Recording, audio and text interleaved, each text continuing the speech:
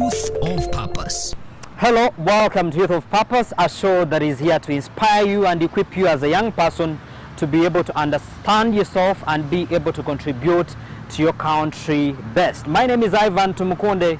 I welcome you to this show, a platform for young people to be able to share their experience, their opinions in as far as issues of national importance are concerned, but also on issues that do concern them. That's in their institutions of learning, in their schools, in their communities, such that they can be heard, their voices can be heard, and solutions be provided.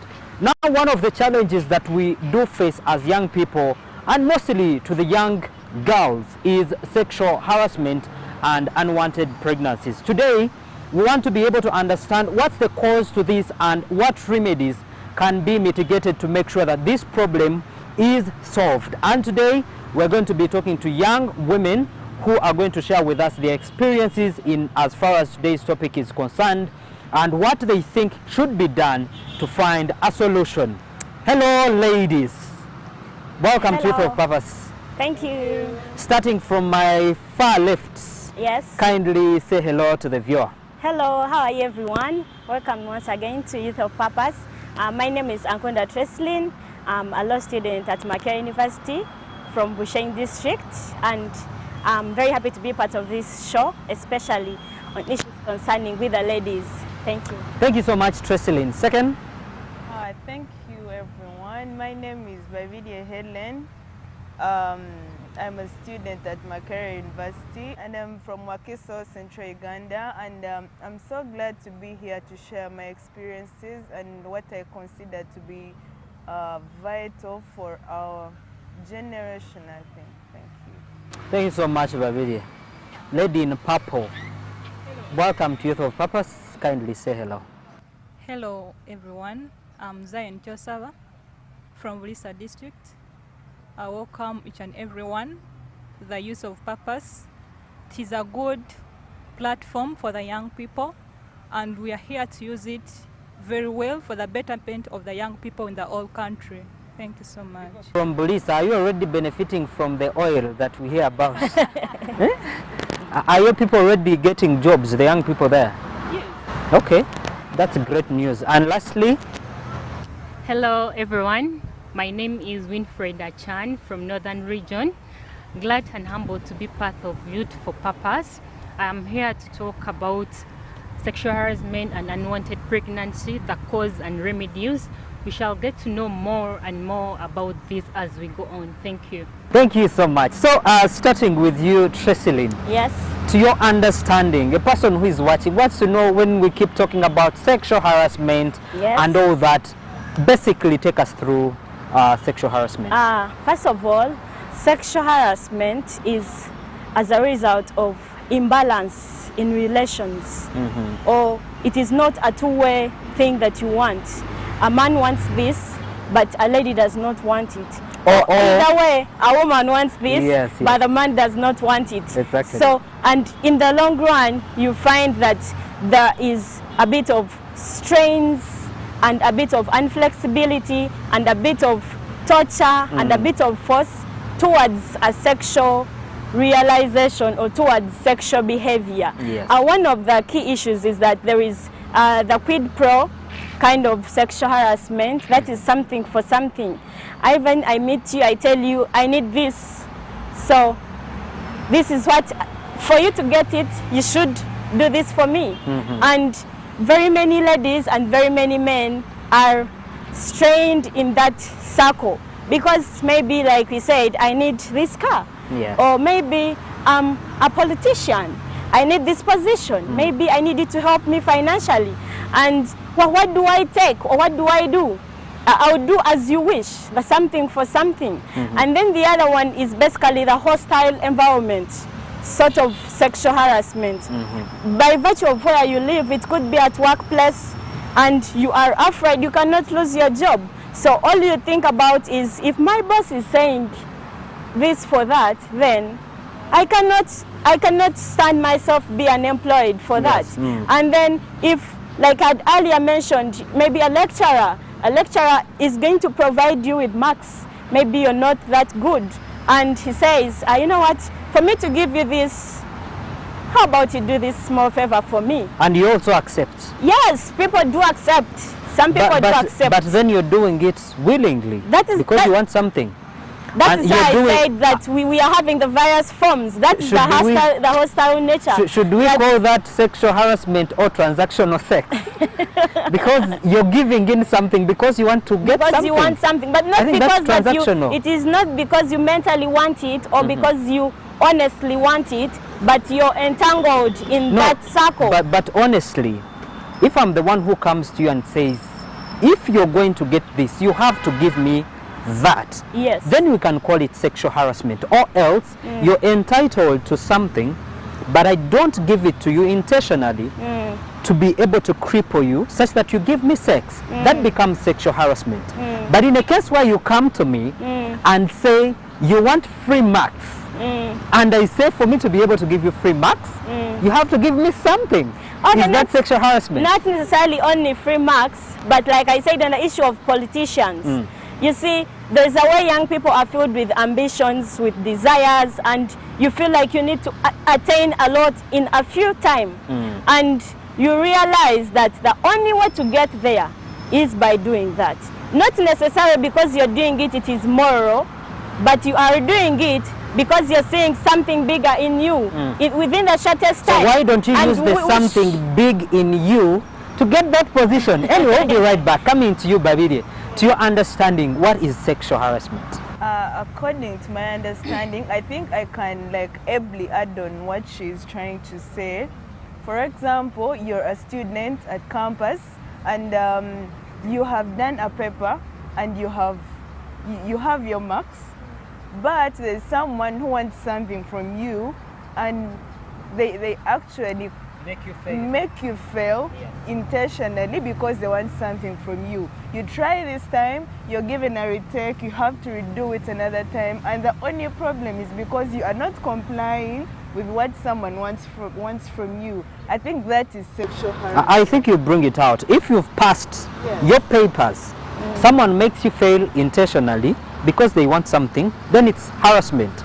But you failing your paper in real terms and you want free marks, they ask you for something, don't complain about sexual harassment.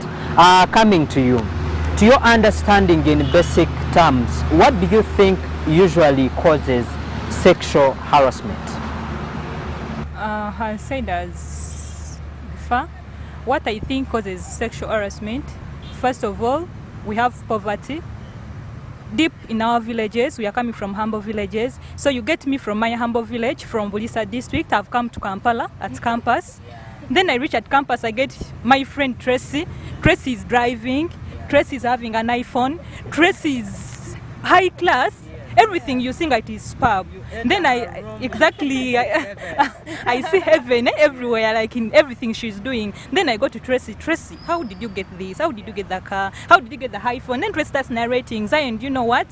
I have someone there who can do it, who is always doing it for me. But I think also you can get someone who can do it for you. Or I can get for you a friend to my colleague who can connect you and get you this and this. So also me, I end up engaging myself to Tracy's conditions, Tracy's behaviors, and I get the gentleman who can provide for me a car. Even just the moment I reach there, of course Tracy has already explained to him what I am, where I'm coming from. He already knows the background. He knows poor me, I'm poor, the way I am, I have nothing. Then we reach there, Zion, do you know what? I'm going to get you a car. I'm going to rent for you an apartment. You're going to move out of the school hostels. Zion, I'm going to get for you iPhone 14, you get? So from there, I'll be excited, you get? So that anything he asks, I'll just accept because he has already offered in. And I end up joining that in this and this act, having sex with him. And even we end up telling maybe after like a week, I want a kid, you get? Because he has already provided you with a car, has already given you the good life, you end up saying yes. And afterwards, you get pregnant. And at the end, after getting pregnant, he can even dump you, right? And after dumping, you have not to start from again because there's no one has been providing for you. Now with your poverty, you carry it from the campus, now moving back in the village, whereby in the village there is nothing, no one can cater for you. And then also your mother tells you, or your parents, can you leave my home? you're getting all that. And again, at the same time, it may even lead to array or forced marriage, of which it is good. You're not planned for it, but it has come as an abrupt thing, which is not good. So all along, it's just because of the poverty among us, like from the root, from the villages, from our homes, you get myself being engaged in that. Yes. Great. So coming to you, first of all, when she talks about someone coming back from the village, Bulisa, by the way, is not so much remote. I'm just using it as an example. But someone coming back from up country, they've never been in the city, and you know the lions are just there waiting. What do you think usually causes these young girls to fall in for all this and in the end get to suffer the repercussions? Yeah, thank you so much. I would say desire for material things. You see, some of these young girls, when they come from outside there to the world of enjoyment and all that, they'll be like, Winnie, she has a car. Tracy, she has a good house. Why can I also involve myself in these activities? But do they know what they are getting into? Because yes, the material things are there. But by the time someone starts thinking, you know, I can just get this stuff and go away with it, basically that means they don't understand what they are going into. Do the young girls at that moment understand or have enough information about what they are getting into themselves? Thank you so much. I would like to say these young girls, they don't have information about what they are going into. Yes, because they have not been taught, they have not been given information, clear information about the danger of sexual harassment. They just hear sexual harassment. Some are also there, they are being used, but they don't know that they are being used. They are not being involved into these activities. So with that, they think sexual harassment is nothing. But for us who have known what sexual harassment is, we shall be like, no, sexual harassment, it's not right for us. Okay, good. Coming back to you, Tresseline, first of all, you're coming from an environment of a university. Yes. Girls at campus, you know, they come with a lot of excitement. We are coming to campus, we're going to enjoy life. Yes. And all this happens. What are some of the challenges or the results that come about someone getting either sexually harassed, but also engaging in transactional sex at university? Like we've heard that someone would just go in expecting to get something from the man they are going to meet. What are some of the results that have come from that, and how is it affecting the young girls? Now, of course, once you allow or once you do not allow, usually you realize that such behavior is immoral. First of all, you are a disgrace to yourself and you feel a bit of psychologically tortured. And this is something you carry on as shame and as an embarrassment. And you're not willing to come out to the light, or maybe because the person who did it is Professor so-and-so being a university, or maybe the person who did it is Honorable so-and-so. And yes, maybe you feel they have a reputation. So you find you're focusing more on what the society should think about them than what you should think about yourself. And you forget the fact that you rising up and saying something could be a story to someone who is going through the same. And once you trust a friend, maybe talk to them, tell them this is what happened. You could find the same friend is actually going through the same. And what is the way forward? Are we going to keep in lamentations? Are we going to say, no, I cannot lose it? And yet we are making more people fall victims of the same stories. Because you realize, you find there is that professor that everyone knows. And people know that that is how he does his things. But who has ever come up? Because of maybe the monetary issues. You feel maybe even if you go to court, even if you report, there is no one who believes you. Maybe you also do not have enough evidence to show that, you see, this is what I went through. There is no way going to really explain for people to understand you. And society itself is going to feel that, you see, I think this girl is just trying to play hide and seek. She's just trying to show herself that she's someone. And people maybe, some people instead to be like, no, that one, who would really go for that one? But yet in reality, such things are happening. Such stories day in, day out. So one of the things that we face is you're going to be psychologically tortured as a girl or as a man. It is a two-way thing. And another thing, you're going to live out on school. These things can stress you up. If those people maybe are giving you money, it is going to make you lose the whole of your life and mess up yourself. So you should realize as an individual and know your goals and focus. Personally, I know there are some goals I was not able to achieve because of such scenarios.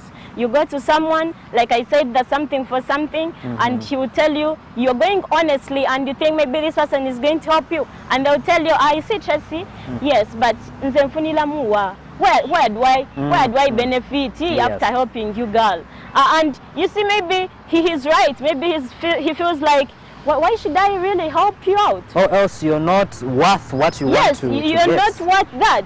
So I know of very many instances where I have lost down on those visions and those goals. You give up whatever you wanted to have for the sake of your own health.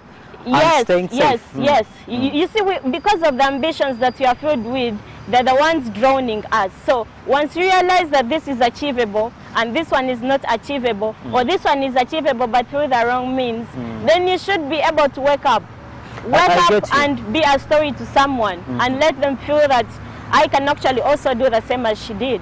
I get you. I think I pick up from Tracy Lynn, you get to understand as a young person that one, yes, you might look at the material things that you want to gain, as your friends do have in their rooms and all that, but get to understand that all those things you can be able to do yourself and be able to enjoy them. But just imagine getting those things when you're still at the university or when you're still young. You get to graduate, get a job and start working, but you have already been infected and all that, or else you got pregnant, did a lot of abortions and can't give birth, meaning you will be able to start making your own money, good money, but you will not be able to enjoy it. Coming back to you, Babidie, first of all, how available are sexual reproductive health services for young people in communities and in institutions of learning for them to be able to protect themselves such that they don't fall into all these problems in case they are sexually active?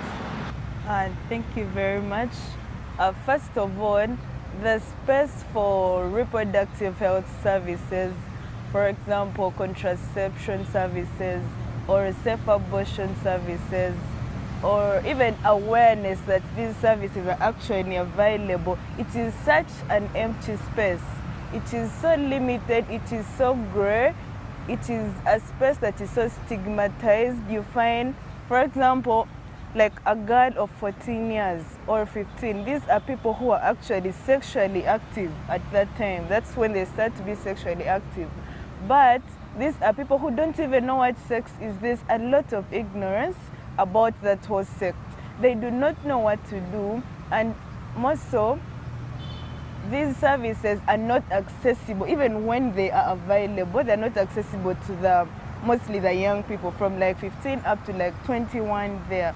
They are not really accessible. You find it is so hard for a girl or a boy to actually enter one hospital, just like maybe a family planning like hospital, and they get those services readily. These are places where we have our uncles, we have our mothers, we have the whole community actually is like employed there, and you find it is so hard for you to actually walk in and say, I need maybe pills. I had sex and maybe I need like pills that are going to help me not get pregnant. And this stigma actually, it does not solve anything, because when you say that people should not abort or people should not take contraception, it does not stop them from having sex.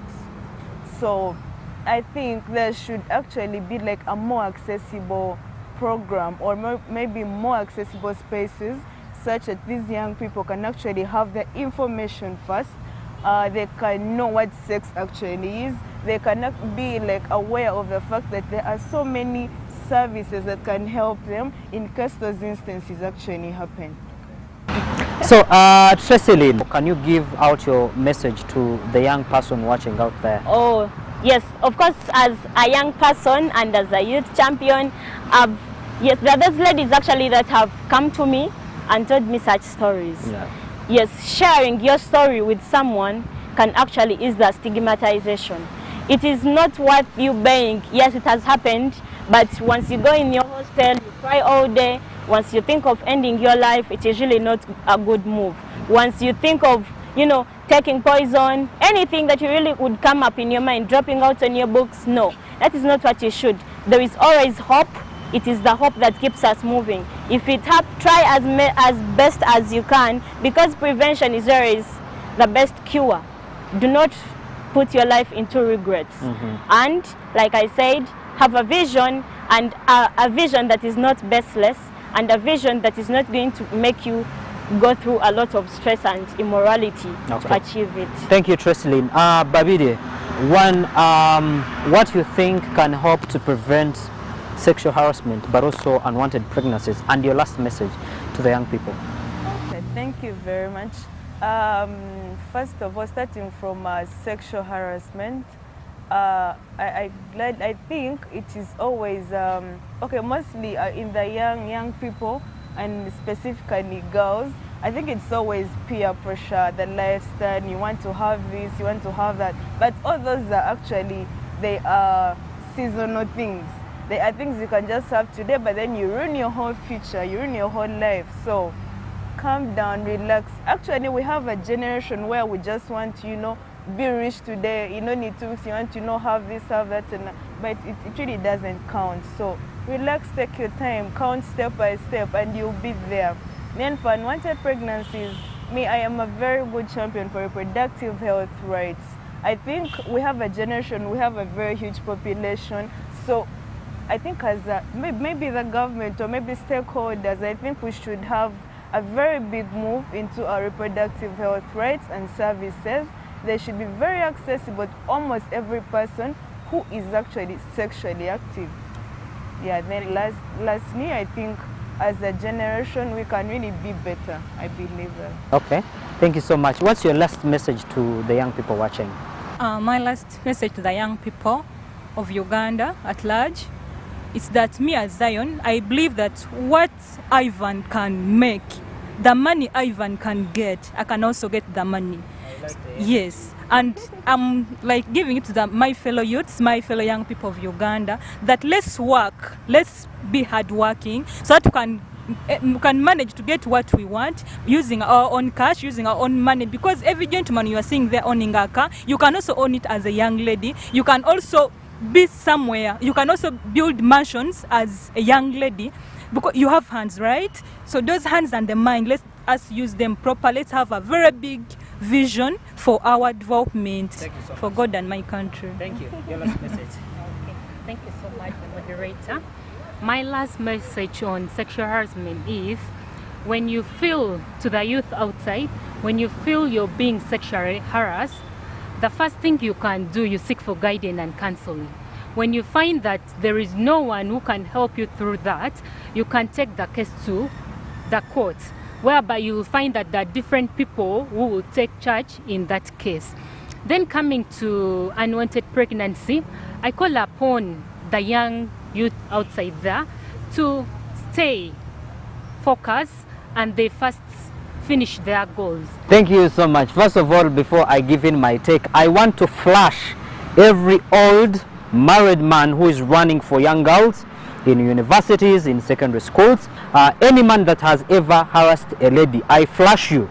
It's very ashamed and it's very disgusting, and you should be ashamed of yourself. First of all, young people, you need to understand that all those things that you're seeing, those people were also not able to make the money they have at your age. And don't get so much excited when you see your friends having all that stuff in their rooms, in whatsoever. It doesn't really make sense. But what is most important is that you should be able to finish your school, be able to graduate, and God willing, you're going to get a job and be able to make those things yourself. Or else you can do startups that can help you to earn money and be able to earn a living, because there isn't anything that is worth your life. You're going to get the iPhone 14, you're going to get whatsoever you need, but if you don't have a healthy life, you'll not be able to enjoy all those things when you grow up. It doesn't really make any sense. But also respect yourself. You understand? I understand that yes, the old men do sexually harass young girls, but at most times you take yourselves you take yourselves there. Just imagine you're the one taking your friends to go and search for old men in search of money. It doesn't really make sense. So young girls, respect yourselves. Huh? You understand, you see a man has a ring on his finger, but you still go and sleep with him. What's wrong with you? Huh? Sad. Think about it. So first of all, before we start blaming who does what, you also be able to reflect and understand who you are. Respect yourself, and you will not get into all those issues that you know are there. But in case you're sexually harassed, make sure that you talk about it. Go and open up, report it. If you keep quiet, that means you're giving an opportunity for the harasser to continue doing exactly what they are doing. I thank you so much for watching this show. My name is Ivan Tumukunde. I believe Youth of Purpose is going to transform this nation as we give platform to young people to be able to share their knowledge and opinion on different things that do affect them and what they think can make this country better. I thank you so much for watching this show. Follow me on all my social media platforms. I_Tumukunde on Twitter, I Tumukunde on Instagram, Tumukunde on Facebook, and Ivan Tumukunde on LinkedIn. I thank you so much for watching this show. See you next time. Youth of Purpose.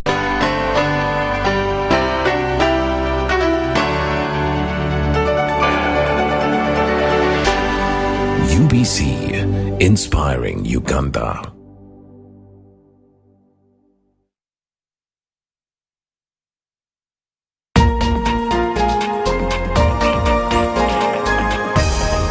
This weekend on UBC.